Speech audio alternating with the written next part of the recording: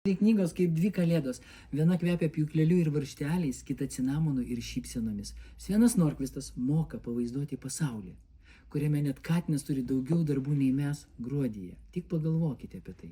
Dirbtuvėse dega žvakės, sniegas veržiasi pro langus, o kiekvienas varžtas savo vietoje, bent jau iki Findusas jo nepasisavina, o jisai gali. Tai istorijos apie ramų šventinį chaosą, kur džiaugsmas slypi tame, kad kažkas griūva, kažkas spragsi, o viskas vis tiek baigėsi gerai, ko mes visi labai norime, su imbieriniais sausainiais ir šviesa lange. Iliustracijos tokios detalės, kad galima sėdėti su padidinamuoju stiklu ir ieškoti, ką šį kartą veikia peliukai. Jos šiltos, gyvos, su kvapu, atrodo, kad iš puslapio tai ims garuoti karštas grogas. Kalėdų metu šias knygas galima laikyti ne lentynai, o ant palangės, prie eglės ar net virtuvėje, šalia imbierinės tešlos. Jos puikiai tinka šventiniai tylai užpildyti, kai niekas nenori kalbėti, o visi tiesiog šypsosi.